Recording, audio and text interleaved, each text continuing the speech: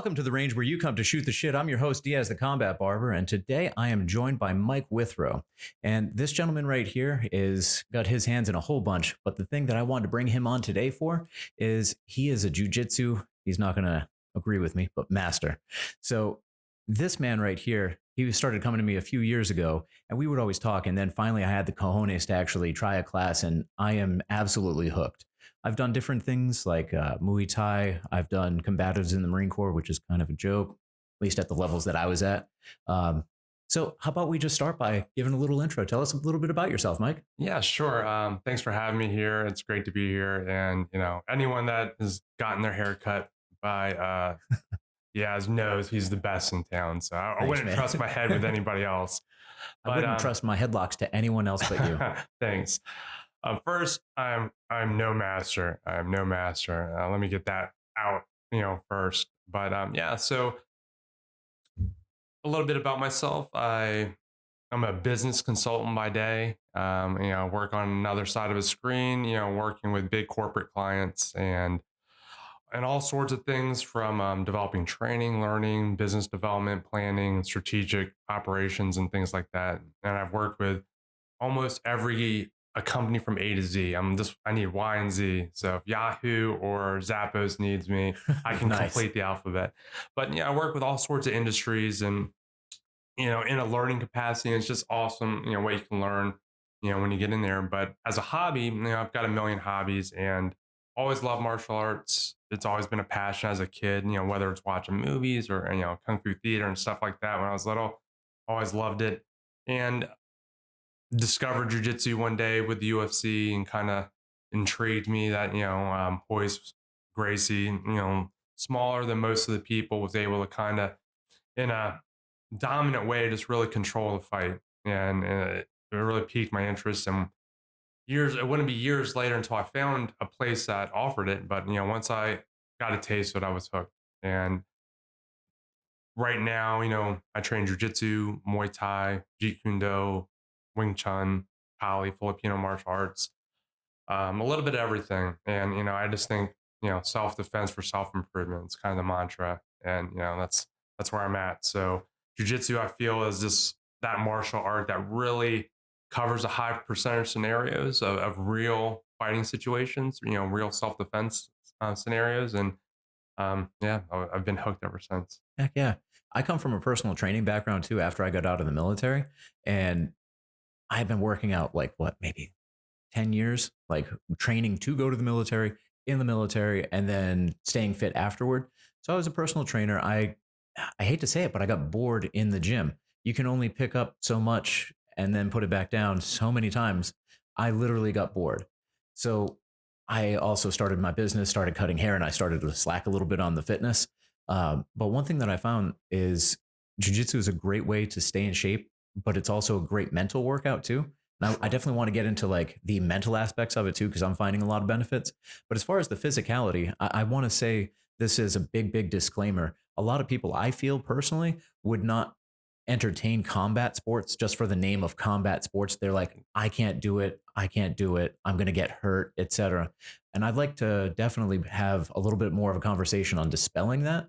Sure. But with staying into the realm of like combat sports, you get to have a whole bunch of different avenues. So the potential to get bored really isn't there. Like you said, how many different disciplines did you just list off? Right. They have little bits of correlation in between each other. So really you can make yourself well-rounded. But hell, if you just wanted to focus on one, like, hell, even Aikido, like those guys go crazy and it's just all about energy transference. If you wanted to do Jeet Kune Do, which is Bruce Lee style of fighting, which is super effective, which I don't have too much of a background in that, but it kind of reminds me of, Krav Maga, where it's like attacking and defense at the same time, basically like a time utilization. But let's go into who jiu-jitsu is for.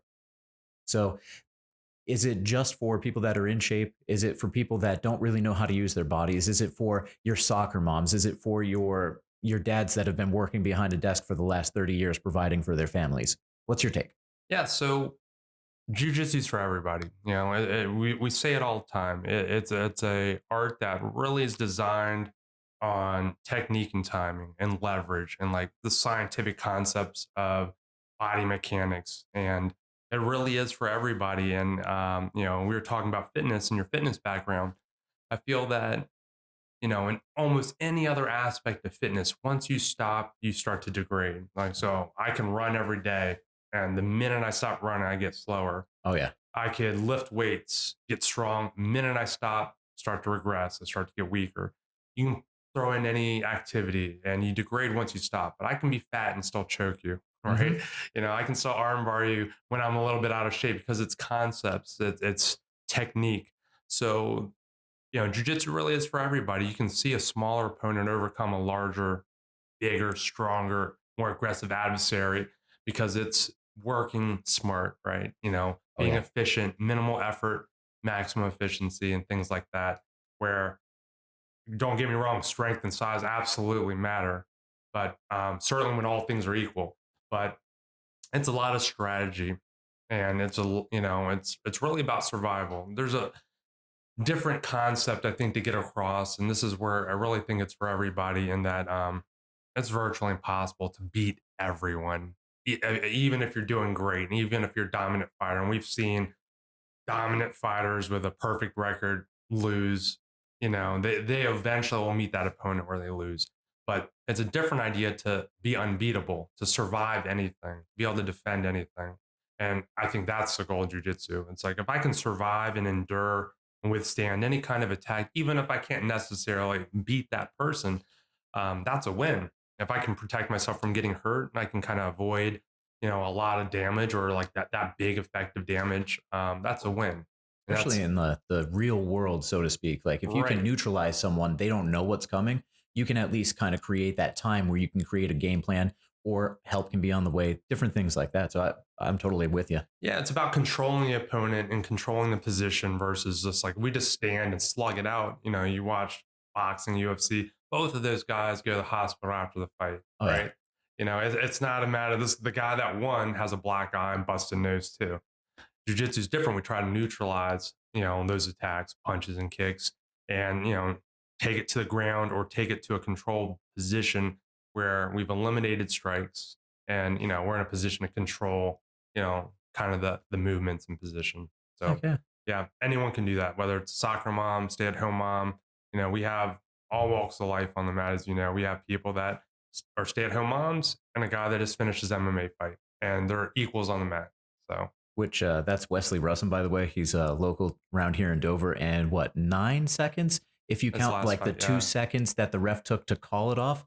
So like 7 to 9 seconds, and he was just victorious running around. Yeah, we've had a few guys, over time that have done MMA, or kickboxing fights, or jujitsu competitions at various levels.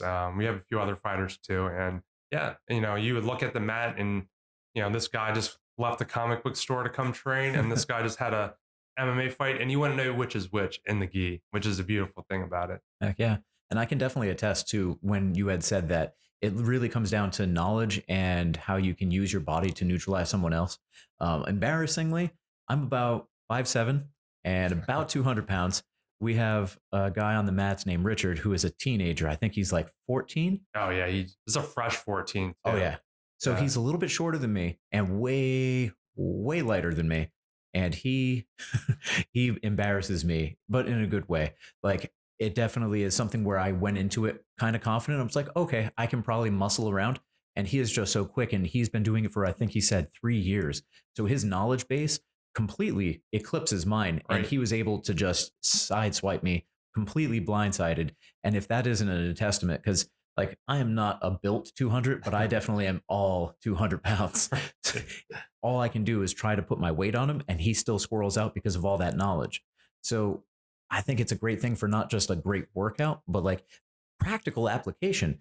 Sure. Like, granted, he is a nice gentleman, but if he were to get bullied, it's not going to last too long. I Right. am a Right. grown man. I am almost 33 years old, and I have experience, and he was able to neutralize everything that I threw at him. So Yeah. that's definitely one of the cool things about jujitsu. And that's why I wanted to bring this on today, because I feel that there's so many people that just would not even open that door and entertain going in there. Right. And I think one of the reasons that people are maybe a little intimidated by it is, like, you you see things like the UFC, you see these big fights or MMA fights or local fights, and these are very physical looking people most of the time. But the deeper you get into it, you realize the most dangerous people look like nerds, right? They look like the most unassuming people. You can Google them, people like Ryan Hall, the Mendez brothers, the Meow brothers. There are kids competing, the Rutolo twins. I think they're maybe 17. Just they're fighting 30-year-old black belt adults, and winning. So it is an idea of it's a technical thing. It's for anybody. You put in the work and it starts to click after a while, um, and you can really start to overcome and kind of level the playing field. But one of the things that I think people don't necessarily know is that it's an art that you train in a safe environment. So, I have a gym, First State Martial Arts, just a mile south of the Camden Walmart, right off the highway, and you learn a lesson. We break it down. We do a standing technique and a ground technique, and we kind of drill through the scenario, but it's done in a safe way. You have the perfect escape that works every time, to tap, right? Yep. Before you get hurt, you just tap. Your opponents. We don't have opponents; we have partners, right? So it's a safe way to train, and I feel it's the only martial art that really you test it every time you train. No disrespect to other martial arts, because I think they all are beautiful and have, in the right scenario, an effectiveness, whether it's karate or any of these other taekwondo or traditional martial arts. But in jujitsu, it's an unscripted role. We shake hands, we tap, we slap hands, and we try to win. I'm going to try to choke you or armbar you or leg lock you or something. And either it's going to work or it's not going to work. And that right away. You get instant feedback, but no one gets hurt. We just tap. Mhm. You catch me and I'm like, oh, that was great, man. That was beautiful in armbar. What'd you do? And it's like, right here is, where the window closed on you. You had to stop this movement, or you had to move this way. And then we go at it again, and maybe I learn from it and stop that. And now you get my other arm, or now you're choking me. Right. So it never ends, but it's unscripted, and that's real. And over years of doing that, you start to build muscle memory and reflex, and you start to just become subconscious. You're not even thinking about it. Someone raises their hands at you, you slightly step back and you adjust your base, and you maybe turn your shoulders, and without even thinking, you're starting to engage and protect yourself, and that's kind of the beauty of it.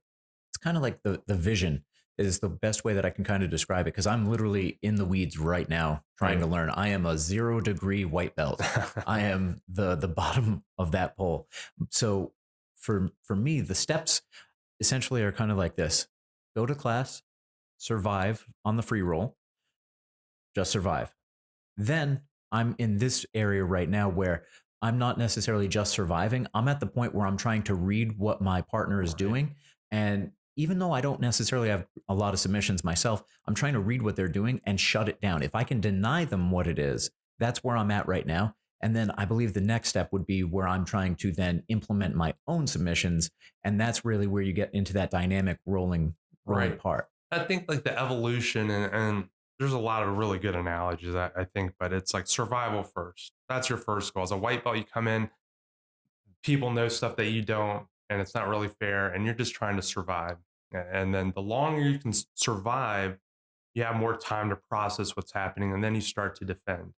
You realize I'm trying to move your arm this way to lock it out, and you can start to see that. The longer you have time to process that, and then you start to escape. And, you know what I'm doing to you. You're going to try to escape it. When you can escape, you can get into a position of control. And when you can control, then that's really the mastery level where you can submit. So everyone wants to get straight to submit, right? They want to get from, I'm surviving to like, now I'm the one winning. But there's all these other things that kind of, I think, the phases of focus and evolution in your training. But it just comes naturally with mat time. The more you train, you start to recognize, and then you get to feel it. You actually can feel it. And then you're imposing that, you're forcing people to move in a predictable way where I know you want to bend my arm. So I'm going to let you think you can do it. And then when you go there, I'm going to have a trap or another plan waiting. Right. So it really is a mind. It's more a mindset and a mental game than people appreciate. From the outside looking in, Oh it yeah, starts that way. You hear people say it's like chess, but at first it's like Tetris. Shapes are just you're trying to fit everything together. Things are moving that's really beautiful. fast, and you're just bending it to fit as fast as you can, right? But then you evolve past that. Maybe it's checkers, and then it's chess, and then it becomes a lot more strategic, And what I'm seeing is also there's different types of games, people playing their own game. Like you have people right? that literally are, and let's say knowledge is completely even across the board, which that usually isn't the case, but let's say knowledge is even across the board. You have people that are super hyper aggressive and try to muscle Hmm. everything, and they just are lightning fast.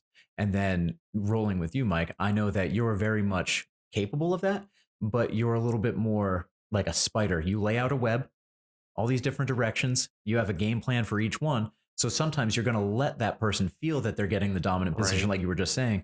So it's kind of cool. You can have one game plan that works for you, but that's not going to work on every different partner that you're with.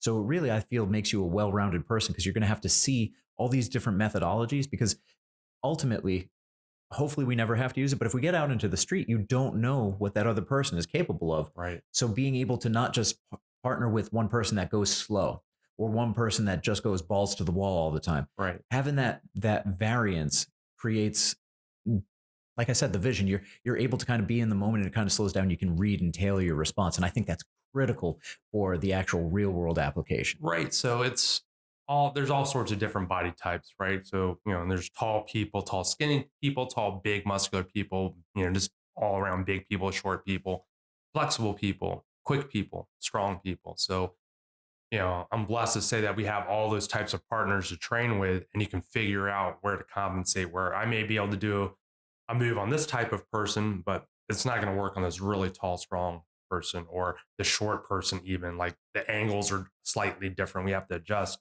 So having different partners and friendly partners, right, that you can, figure those adjustments out is really critical in your long term development. But like you said, some people are young and fast, young and strong. And, you really have to respect the older people that are still in this game, Oh yeah. because if they've endured this and they're still in it and they're still training, they're a lot smarter and there's something to be said for this. This is really a thinking man's, type of system. And don't get me wrong, strength and all that. You should aspire to develop all those things the best you can in every phase of your life. Be as quick as you can, be as strong as you can, flexible, all those things. But that's secondary to technique. It's apply all that behind really good fundamental sound technique, and then those are the people that are dangerous. Sometimes styles make the fights, right? The matchups. This guy may be able to beat this guy that can definitely beat this guy, and then the other guy fights the other guy and beats him, and it doesn't make any sense. Well, he can beat him. How come I can beat that guy or whatever? And it just varies, and that's why you have to have adjustments for different scenarios and people, body types. Heck yeah. Yeah. That seems like we're talking a little bit about mindset. So I'd like to dive into that. What do you feel is a successful mindset to stay into jiu-jitsu? Because I've seen different videos and the attrition rate from even white to blue belt It's is huge. astronomical. So I had watched different videos and it seems like the consensus is it's the mindset going in. So for the people watching or listening, what do you feel would be like the best way to prepare before you even like look for a gym, like what you should look for in one? Let's say what your first day should be like. And then for long term, like how do you think the mindset should be? That's a great question. And I think it's probably jujitsu is a great analogy for, I think, life in general, right? It's, if I can sum it up into a couple of phrases, one would just be finding comfort in chaos. In a real fight, most of the time, it could be chaotic, right? You don't know what's going to go on. You don't know. It's just you're thrown in and a lot of emotions, and you have to find and kind of center yourself and find some comfort so they can see your way through, right? If I'm just walking down the street and a guy comes around the corner, tackles me to the ground, is on top of me, just throwing punches, I have to quickly adjust, kind of focus and figure out what's happening and react, right? So I think that's one of the great things about jujitsu is that you through friendly training in a safe environment. I mean, this isn't us just hitting a bag. This is us on top of each other, throwing each other to the ground, bending our arms and legs ways they're not meant to bend. But it's safe because you can tap and then you learn how it works, right? So that mindset, you have to have the mindset of coming in and knowing that it's going to be rough, but that it's going to be okay. You're going to be there for an hour, and you're doing a technique. It's in a safe, and it's meant to be fun. We're safety first, fun second, and educational, right? We want it to be real, practical, and we want it to work. And we want the authenticity and the integrity of what we're teaching you. That you trust that this is good stuff. This is going to work. I think in some martial arts or some schools, you have kid black belts, and there's this idea of mastery at a black belt. It's this, you might be a black belt in business, black belt in whatever field, and that's like a false sense of confidence where if you're in a real situation, is a 8-year-old or 10-year-old black belt gonna defend themselves against an adult, even an untrained adult? I don't know. Maybe, or maybe they do a flying roundhouse. Adult just catches it with one hand and throws them, right? Like, Straight kung fu movie. yeah, yeah. So I think being able to set realistic goals, and this is where it's whether it's jujitsu or not, set a realistic goal. I'm gonna, you know, be able to control my cardio and breathing. That might be your first goal, right? Everyone comes in and they're just muscling through everything. Person's on top just chilling, right? And they're just like, okay. And then the other person's tapping just from being out of shape. So, you set realistic goals and you try to learn one thing at a time. And, I'm a purple belt under Master Pedro Sauer, and he has all these great analogies for, I think, how to understand it. And one of the ones he uses is it's like a big bowl of hot soup.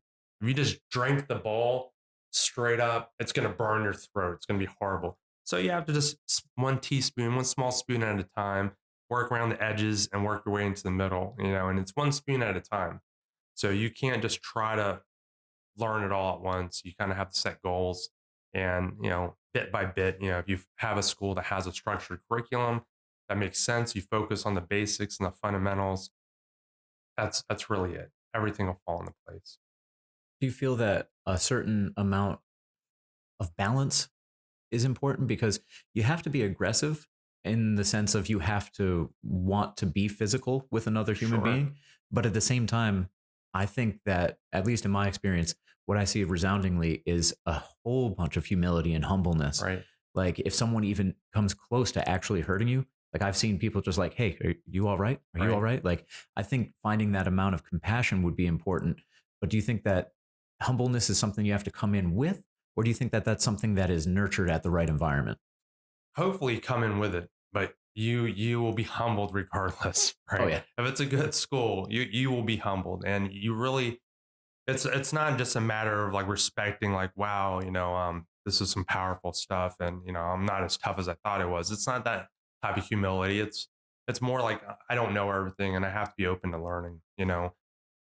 Again, there's people I've rolled with, kids that have destroyed me, women that have destroyed me. A guy that is 50 pounds lighter or whatever. That and I've been on both sides of the spectrum with that. Where you just don't know what you don't know, and when to roll with someone like Professor Sauer or some of the Gracie brothers or some of these elite jujitsu champions.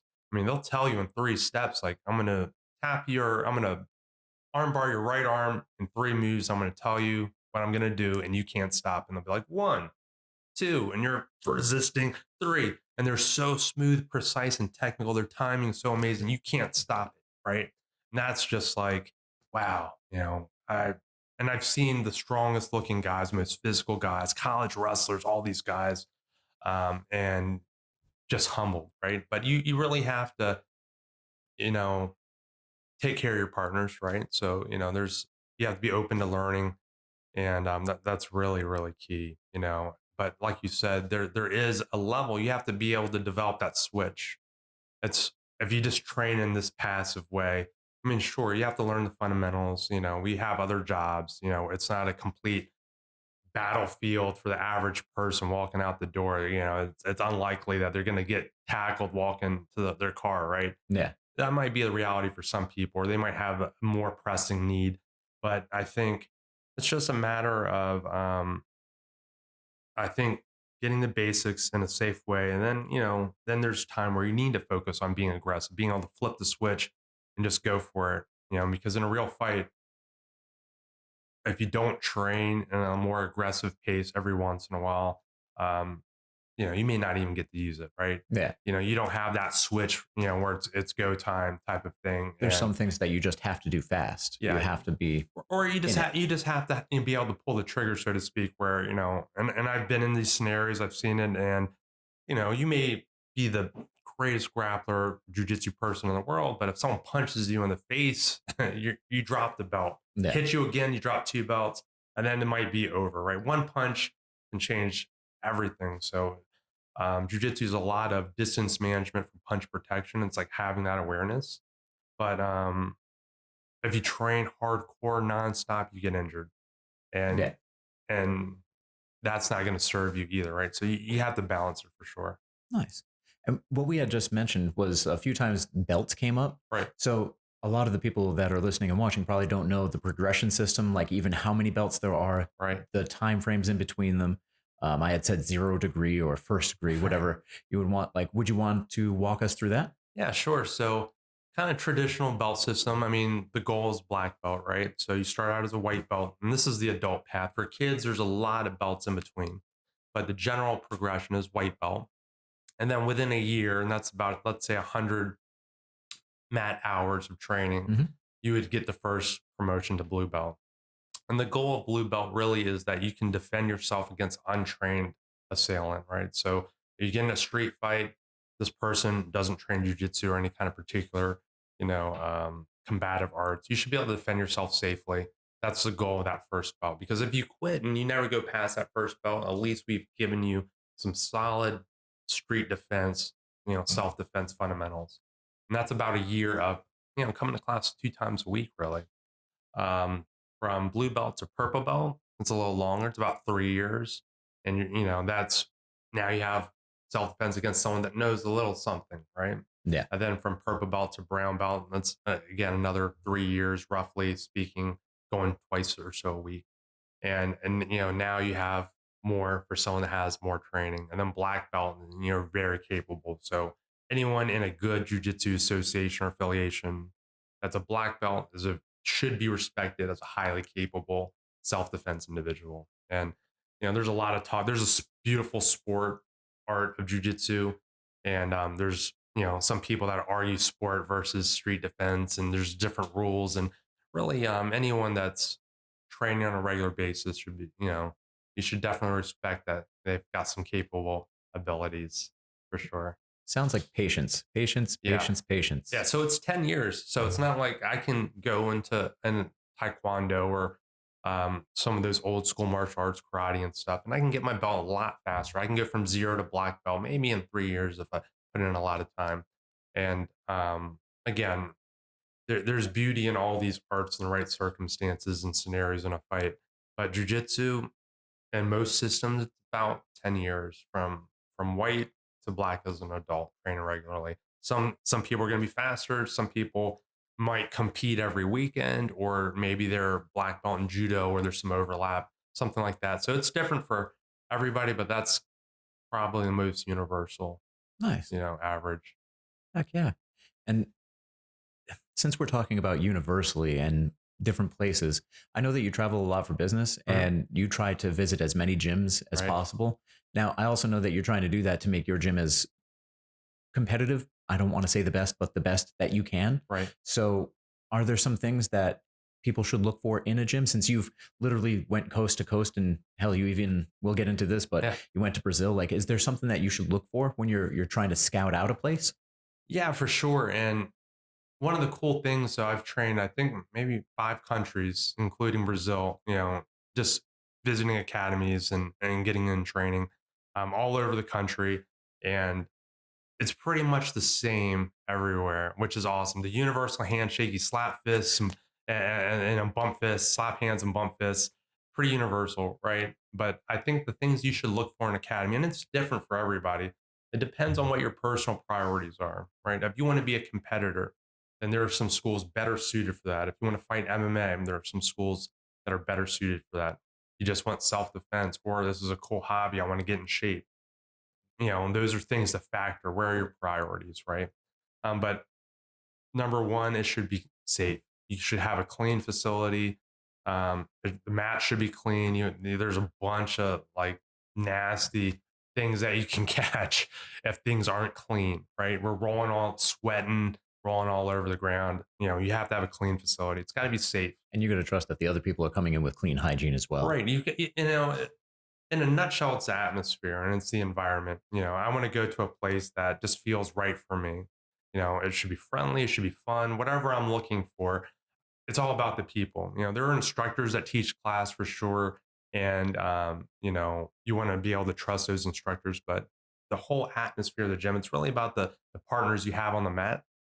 And so you just have to feel that vibe and see that the atmosphere is right for you, but safe, clean, structured, and then really that atmosphere. Because a lot, if you train enough, you'll eventually encounter that gym where it's either the old school Cobra Kai or just like the Globo gym, or whatever type of place where like you tap somebody and then they're immediately like YouTubing the dim mak like death technique to get revenge. It's all they're thinking about. Then they're rolling, and then it becomes this toxic, I have to be the best. I'll never tap, and that type of thing. And you're not going to learn. And then people are going to You can break yourself that way because you have too much ego. Like you said, I'm not going to tap. Well, there went your shoulder or knee or wrist or ankle or anything.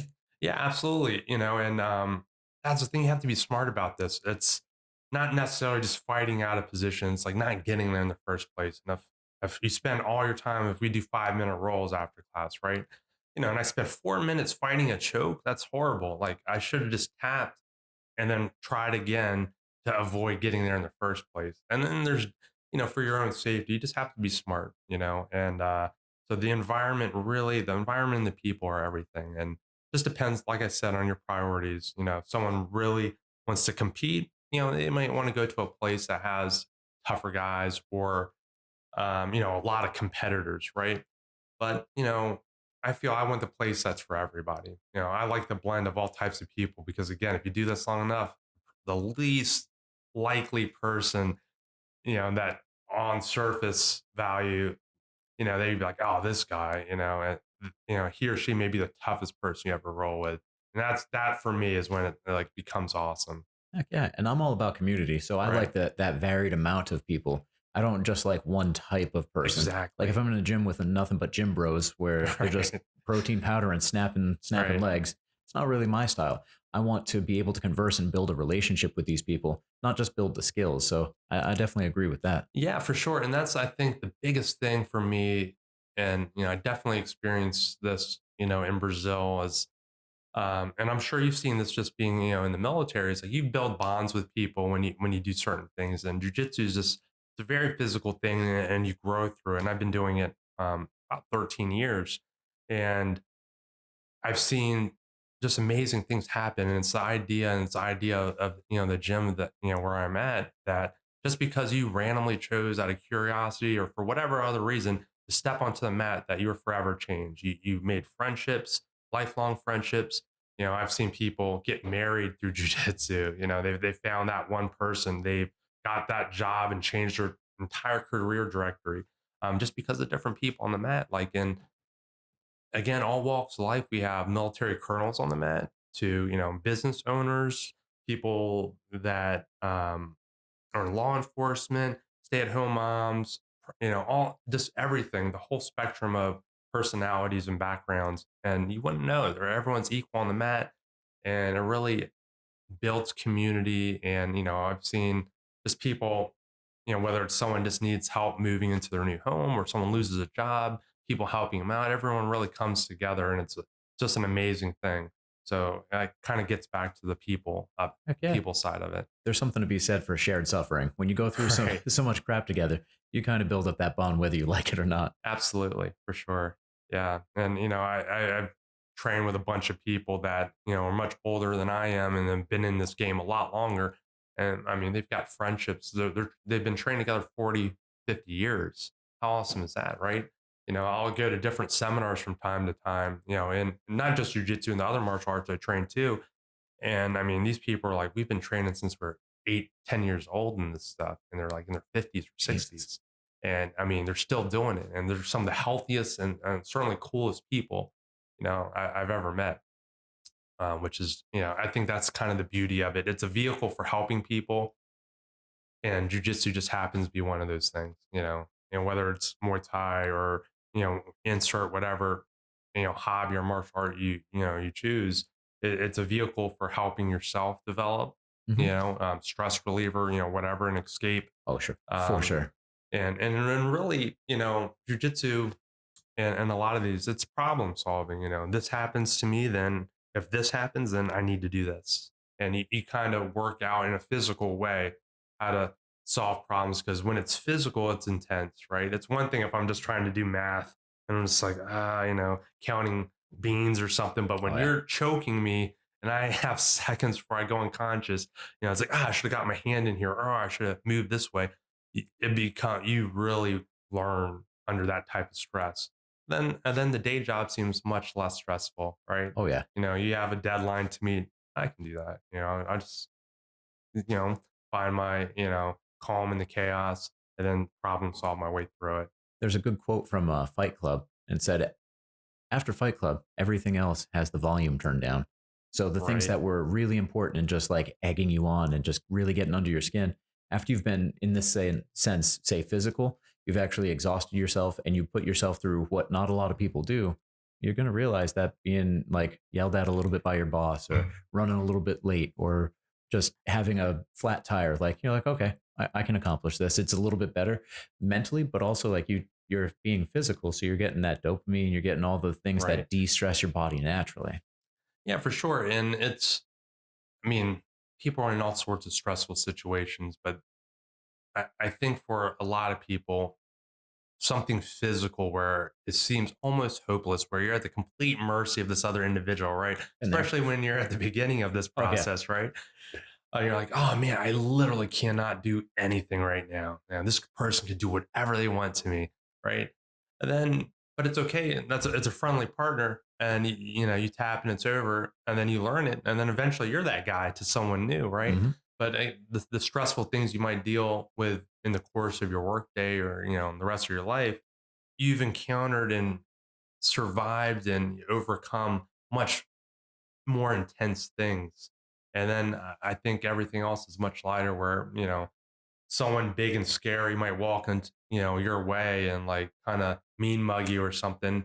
And when you have the confidence and because you're capable to defend yourself, it's like, it doesn't even phase you. It yeah, doesn't even bother you. I've had altercations where, someone took your parking spot or something and they're flipping out and you're like, it's yours, man, whatever. And they almost don't know what to do. yeah. They're like, I was Right. expecting a confrontation. Yeah, it's like this guy doesn't really seem to care. And it's like some of the again, I've trained with all sorts of people all over, and like you really have to like kind of beware of the most calm, quiet. Like there's dudes that have almost an eerie calmness about them, right?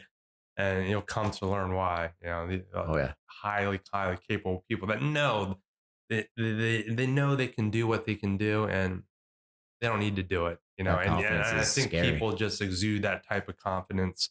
And you can feel it, and they're like, well, maybe I'm not going to mess with that guy. Maybe it's not worth it. Heck yeah. Speaking of that confidence, I did want to get into this. When you went to Brazil, like Uh, just I don't even know where to start. Just walk me through that because I know that you had given me little bits and pieces, but that seems like just a tremendous time. Like I've seen you had posted a picture like after a long day of training, you're under a freaking waterfall with the yeah. rest of the team. So that is the team building. But I mean, like, what was that experience like? Right. So, like, I think with martial arts, for me personally and for our academy, I do want to seek out the best instruction possible. And I want to get it right from the source, as authentic as I can. And that's within all the disciplines. We're doing a Muay Thai camp soon, in fact, so that we can really just like suffer through that learning. Mm, Right. But I think, for Brazilian Jiu Jitsu, it is their thing, right? It's in the name, yeah. right? And there's all it originated in Japan, and there's certainly an American movement, and it's evolved and it's always evolving, but it is ingrained in that culture. When I was in the airport, guy kind of had cauliflower ears, and and someone else asked, "Hey, you wrestle?" And he's like, "Jiu Jitsu." And that's the way he said it. He said it with Just all the smooth. confidence and smoothness possible. And I mean, he was a pretty big dude. It's like, I'm in the right airport. I know I'm going to the right place. And I mean, you're at the dinner table. Your aunt probably trains jujitsu. Like, you wouldn't want to lead one of this pig fights in Brazil. Everybody trains. Like, I swear to goodness, we're at the restaurant, and just for fun, I would ask if they trained, and probably 8 out of 10 times, oh yeah, like what a dumb question, right? So, we're under Pedro Sauer for our Jiu-Jitsu association, and he has these camps twice a year. And it's honestly, I think there's another one coming up in July. Probably the best training experience I've had in any kind of martial art training, where he has this estate and we do 2 a days. We train. There's a giant bell that rings, and if it rings, it means you eat or you train. That's all it means, right? Nice. So 7 Universal a.m. ding language. ding ding ding. It's like, oh, we're like dogs, like running to eat, get food, and then it rings again, and it's time to train. And we would do 2 hour sessions.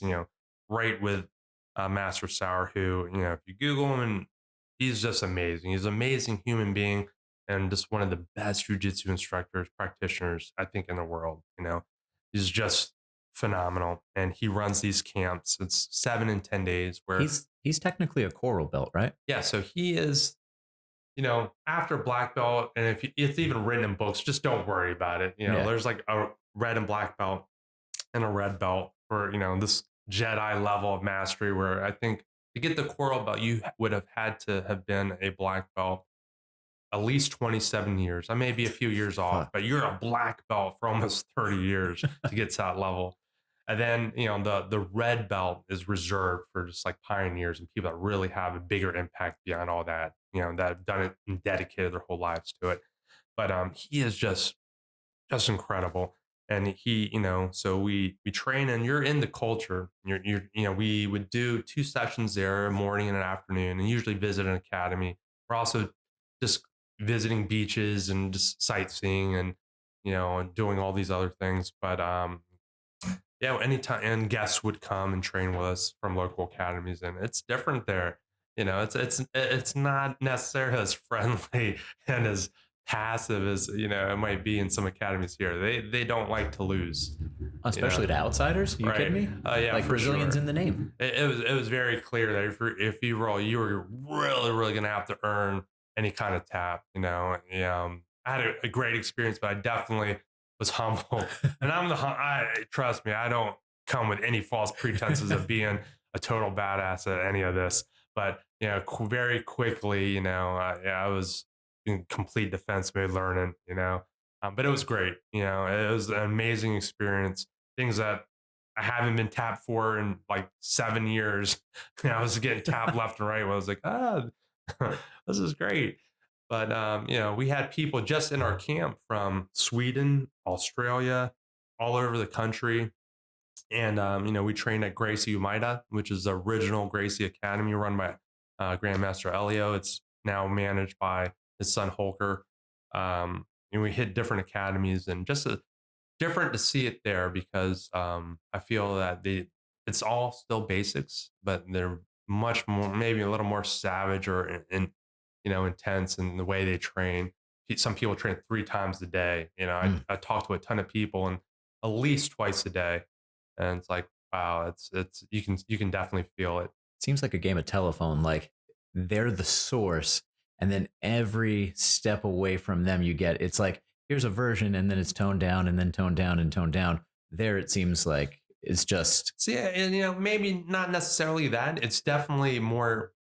And again, I can only sample the academies that I went to, or build my reference from it. But like, it's just more intense. I think it's a different mindset. Where here, like I run a business. I run 2 other businesses. I'm on the doing corporate, nerdy stuff all day, and then yeah. I go in and like put on my pajamas and pretend fight, for fun, right? But it's a lot different there. So it's more of a mindset. I think just again, if you look at the crew we brought in, I have a picture somewhere, and it's like we look like the grown up version of the Mighty Ducks. We're like a really weird ragtag crew. One guy's got long hair, then there's this old guy, then there's this young kid, and then there's nerdy me, and there's this we're like dojo storming the most elite. It's got the reputation for being the toughest academy in all of Brazil, right? This is like where it was the seeds were planted, and we're walking into this crew. And I mean, some of the guys we were with are amazing. Like the talent that Pedro is like built, under his instruction and passion for teaching is just like incredible. So I think it's just a different culture, and I think it's beautiful to kind of mingle the culture because I feel like we Americanize everything in America, Yeah. and some of it's good and some of it maybe not so good. Where things become businesses, and there's nothing wrong with that because I'm one of those guys trying to Yeah. make that happen, right? But so long as you keep the passion and purity of Oh yeah. these things, and sometimes that's lost, and it's not lost over there. I wouldn't imagine it would be. It's definitely not lost. So You're it's great. communicating with bells over there. Yeah. Get your ass to the gym. Yeah, and then when we're done, we're just literally running under a ice cold waterfall to rinse the sweat off of us, right? Yeah, it's a beautiful, beautiful estate, man. Like the food's grown right there, and it's funny, you beautiful thing about jujitsu is like the cook that's making our food is a childhood friend of Master Sour, and he's a black belt. The Uber driver, guy in glasses, skinny guy, he's a black belt. Like this guy that just walked in and he's like putting kid toys on the mats for his old daughter. He's some lawyer. He's a black belt. You never know. And all these people are just incredibly capable That's people. fantastic. And it would just be the worst part of your day to really, make a poor decision with these people, you know? And again, that's kind of where I aspire, to build into our community where by having the right atmosphere and good quality training, but again, good people are putting better, more confident people out in the community. So hopefully, if they see something wrong, they'll stand up, they'll say something. They're not going to just like shrug away or world star record it and watch it happen, right? They're going to say something, or if it happens to them, they're going to know how to handle it. And that's kind of our mission is just building the community and impacting the community, through this. Nice. So since we're talking about first aid martial arts, let's go over a little bit of the class structure as far as jujitsu. So the way that you have it set up, I really like. So your fundamentals is all your white belts. Your advanced is everyone above. So at first aid, you guys separate the two. You have an instructor that's doing the fundamentals. You have an instructor for the advanced. So I really enjoy this because I don't know everything, Right. obviously. So being kind of like shoved into the deep end of the pool with these just monsters, like I would be able to just permanently be on survival mode. But now the class is set up to the fundamentals. So really you have much higher degree of competitiveness in just that fundamental aspect because you have those soccer moms, you have Right. the older gentlemen, you have the young bucks, you have like the kids that are not quite in the kids classes but not quite 18. So literally you have everyone kind of competing together. So I find that that's a great environment for myself to learn in. And then with the class setup, it's done for an hour, and that's just essentially the warm up, and then whatever curriculum you're going over, which is awesome. Again, on my end, I don't know what I'm doing, so I just like to be able to walk in and be instructed. Right. And then the coolest part, the part that I really enjoy, is afterward. It's the free roll. You get Right. to do whatever you want with whoever you want, respectfully, and it's set up for 5 minutes.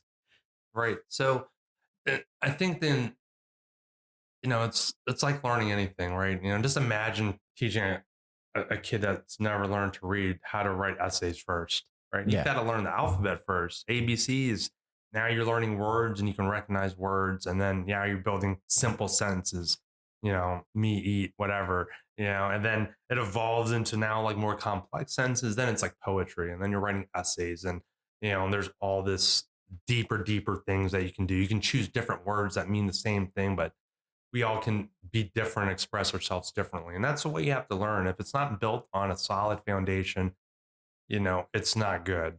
And I know unless you like some people like Tarantino movies where it starts in the end, goes to the beginning, and then the middle, and then it's all out of time. But everyone wants the submissions first. Oh, I want to learn this, but like the fundamentals are everything. And I think that's almost in any type of learning. You can have a vision of the end, but it's and there's a million ways to do certain moves, but you won't really appreciate why they're better until you learn them in a simple progression, I feel. And we do have a set curriculum from Pedro Sauer that was kind of given by Elio Gracie, and they've nuanced it over the years, but the fundamentals always work. When you have the fundamentals, it's more about how to implement them in different ways, but you have to have that foundation. So we teach that side of the class, and really you never master the fundamentals. You should always train your Oh yeah. fundamentals. It's critical.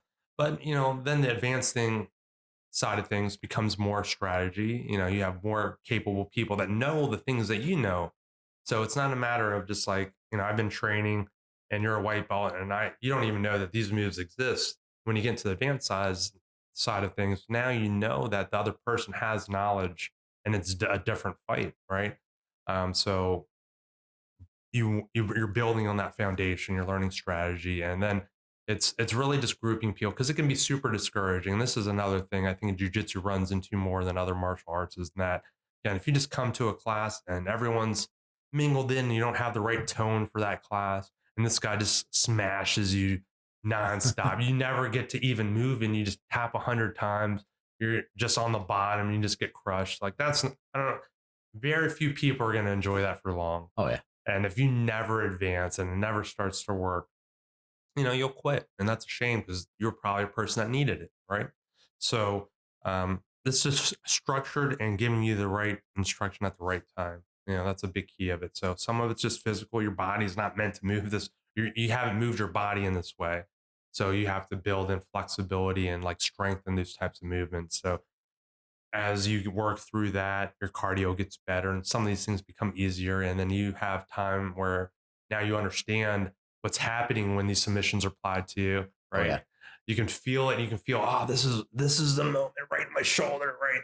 So, and it's my elbow that I need to keep close. And once you start building these fundamental concepts, you can advance. And then you have a much better exchange because it's really all just about making trades. You move this way and I'm going to move this way. You give me this arm, I'm going to, give you this. And we just want to have better trades. Oh yeah. We want it to be, an uneven trade where, I'm getting a better deal out of this physical exchange. Right. Heck yeah, man. And then it becomes a game where, much like poker, I might show you a card and let you think that I have something and it's something different. I keep the other cards to myself. And, that's the beauty of it. So, having people just learning the fundamentals on one side um, is, I think, a better approach so that you don't get distracted by, some of the other things that look really shiny and super fun. But, they've got to be built on solid ground first. Heck yeah. Now, for anyone that's listening or watching, if you're interested, let's go over the class setup as far as like the Mhm. schedule, because I know you offer both children's classes Right. but also adults classes. So run us through like the week breakdown, like what classes go where. Yeah. So, the whole mission of the gym, and again, we're first state martial arts, is it's holistic wellness, and self defense. And I feel to be at your best and to be able to present your best self and be at your best, you need to be healthy. That's like, eating a good diet, being physically fit, all those things that come with that. I'm mentally healthy, emotionally healthy, all that stuff's important. And you have to be able to defend yourself. If you're in a situation where you really don't have that type of confidence that comes from feeling safe, and we should all feel safe. We're in an environment today where there's kids that don't feel safe in school. Yeah. They're bullied emotionally, and physically. And, I think building both types of confidence is important. So, the programs we offer, I think, are designed, it's my intent that they cover that the complete package of, building this type of self-defense for self-improvement and just holistic wellness. So we have a fitness class called Combat Fitness for all walks of life. And it's instead of just, it's a group-based activity with body weight exercises and some circuit-based things. But it's the idea that all these movements have function and purpose. It's not just me doing aerobics or jumping jacks. It's me doing an armbar push-up or a Kimura crunch, something that has a fighting context and a functional movement, something that will make you better in your everyday life. Like I can lift groceries better because I'm doing combat fitness. I can, hold my kids better because I'm building actually functional movements and strength in the right places. So we have combat fitness, we have kids jujitsu and adult jujitsu, and that's kind of that close quarters self defense, grappling throws, joint manipulation. We have Muay Thai, striking, art of eight limbs, Love that. fists, knees, elbows, and knees, feet, all that stuff, right? Because you need to understand the ranges of the fight. I'm close enough to punch you. I'm close enough to kick you. Close enough to clinch and tie you up. Now I can tackle you. Now I'm on top of you. Certain weapons and certain tools that you have are limited or taken away depending on where you are in those Mm. ranges, right? Oh If yeah. I'm on top of you, you can't really kick me if I'm laying on top of you. If I'm on top of you and I have my arms over your arms, you can't punch me. So what do you do in those things? So jujitsu covers some of that in certain ranges. Muay Thai covers that. Then what if someone grabs a lead pipe or a stick and they have weapons? How do you fight that? So that's JKD and Kali and Wing Chun, some of that hand trapping range things. So those are the main different classes that we have. And basically the schedule breakdown is Monday, Wednesday, 6 to 7, we have combat fitness, and 7 to 8, we have adult jujitsu, and that's advanced and fundamentals. Tuesdays and Thursdays, we have our kids classes. We have young little kids, 4 to 7 roughly, 5:15 to 6, and then 6 to 7 we have 8 and up, older kids. And then we have Muay Thai at 7, and on Tuesdays we have 8 to 9:30 is kind of a blended class of Jeet Kune Do, Bruce Lee's fighting system, and then also incorporates Wing Chun and Kali, which is stick fighting. Wing Chun is more like traditional kung fu. Um, and then Thursday nights, same kids schedule, Muay Thai at 7 again, and we have No-gi Jiu-Jitsu, which is just grappling, um, wrestling with submissions, essentially, right? Heck yeah. And then we have different programs. We're gonna start doing like specialty clinics. So we'll have a boxing fundamentals clinic. We'll have judo clinic, wrestling takedowns, and different things that aren't necessarily in a regular schedule, but are relevant, focus for some more nuanced scenarios. And then we have competition training and Saturday open mats, just so people can get time in and practice sparring. Heck yeah. So what I would love to implore is anyone that's listening or watching, seriously, if you're even on the fence, give it a go. Whether you live local to Dover, whether you're out in California or across the world, wherever you're listening from, I have a really high opinion of myself. Just go and inspect. Go to a place. I mean, you need a gi and you need a belt. A gi you can get for like $40 on Amazon. A belt is like $10. So you can really get started really low. And there's really only the mental factor holding you back there. So, like you had said multiple times, just find a gym that's right for you. And I mean, my own personal testament, uh, when I had first started with you before life kind of got in my way, I had bought this gi. The size is an A2. I now started up 2 months ago. I wasn't able to fit in that gi, so I had to buy another one that actually fit because I was a fat boy. Just last week, I wore that gi that I was not able to after only 2 months of just doing jujitsu. Like, I'm also watching what I'm eating. I'm trying to drink a little bit more water, but I'm Right. not going crazy and I'm not going to the gym. I'm being a little bit regularly active because of what I do. Mhm. I work all the time. So literally just those 2 classes a week, I've dropped 2 actual belt sizes. That's awesome. And Congrats. thanks, man. And I'm able to fit into a gi that I wasn't able to fit into 2 months ago. And when I mean don't fit into, like it closed and it's supposed to like touch one side and one side. The the lapels were literally just crossing over just ever so slightly. Like if you slap two pencils together, then they barely touched. It was like that. Right. So now I actually can fit into it and actually work and move around and it feels like it fits. Well, I mean, I think that's a great motivator, right? Like doing all the right things, getting healthier, eating right and having a better lifestyle. Because it really is, I think that these types of arts really become part of your lifestyle, and that's the biggest part of it. is having this healthy lifestyle that involves, eating right and everything in balance and having good positive escapes and different activities. But there's no better motivator than someone beating you up, right? Oh No, yeah. it is not. No one's anything. It's like, man, maybe if I just drink a little more water and lose some weight, I'll move better, so I don't get beat up as easily, Hmm. right? So it's a huge, huge motivator, Literally my train of thought. right? Right. So like, it's sort of like not overtly, but like kind of behind, subconsciously motivating you to do better things with your lifestyle so that you can have a better experience. And then once you get to that point where you definitely feel you have a game and you have a few things at your disposal, it becomes infinitely more fun. And you'll meet, I've met people all over the world. Um, I've met people through business that do jujitsu or have gotten into it just from seeing what it's done for me.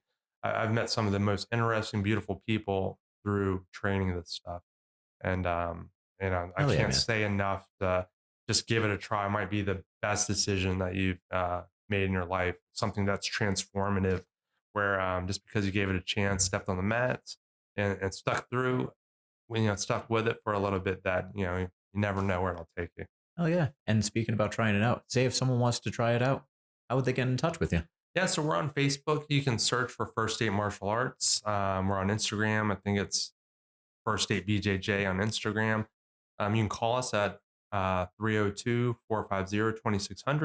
But, first class is always free. We do trials, we have different promotions, and, we'd love to have anyone give it a try. More than anything, it's like I said, it's all about the people and connecting with good people. And, we want to get as many people, whether it's with us or, wherever you may be listening, find a place and give it a try. And, you know, nothing but good things. Heck yeah, man. I appreciate you coming on. Before we sign off, I'd just like to go ahead and say if you like what we were listening or like what you're listening to, go ahead and like, comment, subscribe. On Instagram, I'm Combat Barber, no underscores, no spaces, no numbers, no nothing. On YouTube, obviously, if you're watching it, you're already on there, but that's under Combat Barber. I'm also on iTunes podcasts, every different place like that, Google, and Stitcher. So, more engagement I get, the more ideas I get, and you can kind of tailor the show if you're liking it to what you'd like. So again, thank you for coming on and sharing all Thanks your for having insight, me. Mike. Appreciate you. Thanks.